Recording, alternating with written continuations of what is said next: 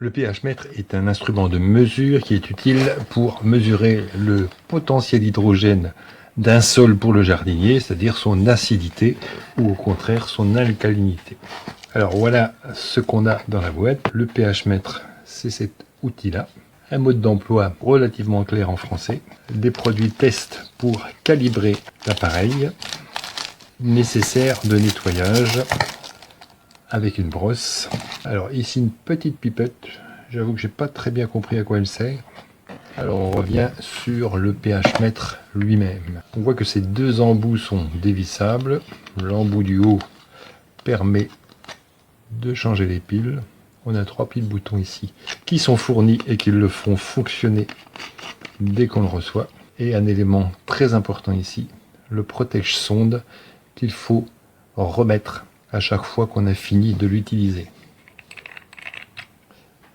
Puisque la sonde à pH, donc à potentiel hydrogène, c'est une sonde en verre qui contient un liquide riche en ions hydrogène, donc H+, et qui va communiquer avec l'extérieur. Donc c'est une sonde excessivement fragile qu'il convient de bien nettoyer à l'eau claire et de protéger à chaque fois qu'on a fini de s'en servir.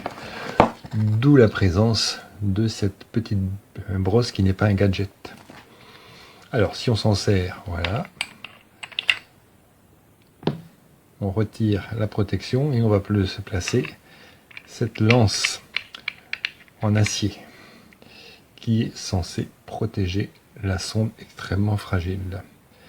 Alors on peut mesurer le potentiel d'hydrogène, donc le pH de liquide ou de terre.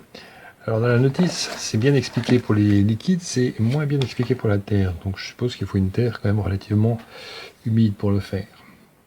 Alors on a 3 boutons. Le premier c'est marche arrêt. Voilà, on voit l'écran qui s'allume. On voit le pH qui se balade un peu. Donc le pH moyen, on rappelle, c'est 7. Le pH acide est un pH bas, donc 4 par exemple, qui définit un acide. Et le pH élevé, par exemple 10, c'est un pH alcalin ou basique. On voit qu'il est également affiché la température. Voilà. Donc on va planter notre petit piquet dans le sol. On va lire son pH. On appuie sur Hold pour empêcher les variations incessantes de la mesure. Et voilà, on relâche Hold si on veut faire une autre mesure. Alors, un appui long sur Hold va transformer l'unité de Celsius. On va passer en Fahrenheit. Donc, et le troisième bouton, Cal pour calibrage, on n'y touche pas pour le moment parce que ça va servir à recalibrer avec les sachets. Puisque on a un sachet pH neutre 7, un sachet pH basique à 10 et un sachet pH acide à 4. Alors une autre grande particularité du système, c'est qu'il possède une application et on peut activer le mode Bluetooth par un appui long sur le bouton de marche. C'est quand on relâche que le logo Bluetooth va apparaître et là on peut se connecter sur son smartphone pour suivre les variations du pH. Donc je débranche le Bluetooth pour économiser des piles. Et j'éteins l'appareil. Après chaque utilisation, nettoyage à l'eau du robinet, pas de traces dessus, et protection de la sonde si on veut prolonger sa durée de vie, puisque la sonde c'est quelque chose quand même d'assez fragile. Voilà.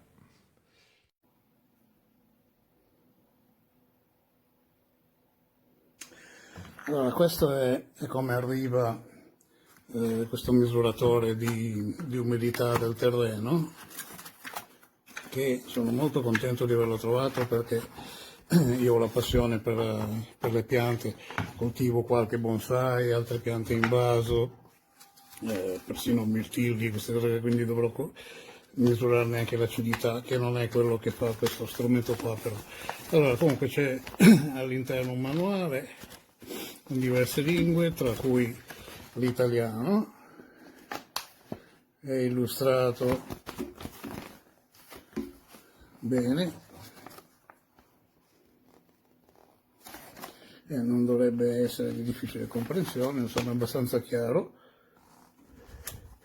Vabbè, al di là di questo invece è lo strumento che arriva così, eccolo qua. Adesso al contrario. Allora c'è il pulsante di accensione, questo per fermare la temperatura, dovrò capire come funziona perché lo sto aprendo adesso, quindi, e poi c'è il pulsante per la calibrazione e per scegliere la modalità. Proviamo ad accenderlo. Allora il display è molto chiaro, adesso qua la modalità proviamo a cambiarla, vediamo cosa succede. Percentuale, presumo la percentuale dell'acqua, ms, devo studiarlo ragazzi, lo sto aprendo adesso, devo studiarlo anch'io. Comunque vabbè, questo è come arriva. Vediamo un po' se si apre qui, ci deve essere, allora, intanto spegniamolo.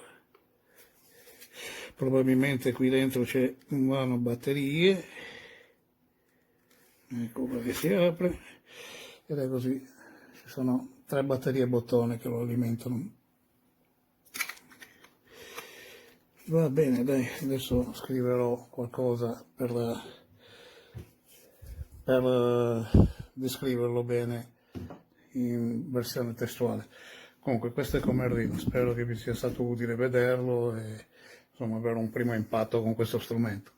Okay? E tra l'altro dimenticavo, non misura solo l'umidità dell'acqua, è molto importante che misura anche il livello di alimenti nel terreno tramite la funzione CE, Soil EC, voglio dire, Soil EC, ed è quella che misura appunto il quantitativo di alimenti nel terreno, così uno si regola per le concimazioni.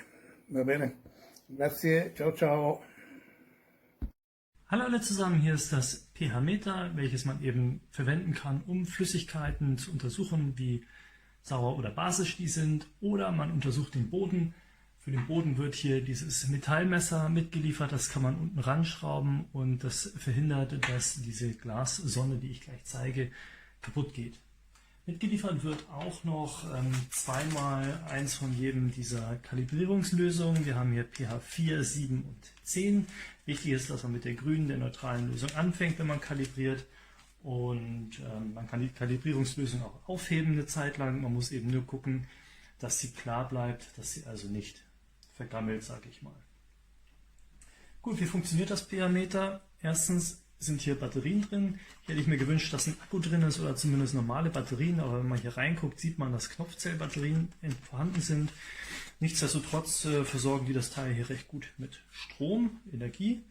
Dazu muss man das Ganze hier einmal anschalten und schon zeigt es einen pH-Wert an. Die Sonde muss hier unten, ich sag mal, der Schutz muss abgeschraubt werden und wir haben jetzt hier erstmal normales Wasser. Müsste ja so einen relativ neutralen pH-Wert haben, so gegen 7 sage ich mal. Wir haben ja auch ziemlich genau diese 7,1, 7,3, das ist normal für Leitungswasser. Und wenn ich jetzt hier einen Schuss Essig reingebe, dann müsste das ja saurer werden, sprich das müsste so pH vielleicht 4 oder 5, je nachdem wie viel Essig reingebe. Ja, sogar unter 4, also pH von 3,7 haben wir jetzt dieses Wasser mit Essig, also es reagiert sehr schnell und anscheinend auch ziemlich genau. Ja. Was ich hier noch habe, ich kann eben hier kalibrieren, wenn ich das möchte, und ich kann das Ganze mit Bluetooth mit meinem Handy verbinden, um eben Echtzeitmessungen zu machen, um Werte zu speichern oder auch einen längeren Zeitraum zu beobachten. So, ich werde das jetzt in den Boden reinstecken bei meinen Heidelbeeren, um den pH-Wert zu messen, und dann mache ich noch ein Foto von.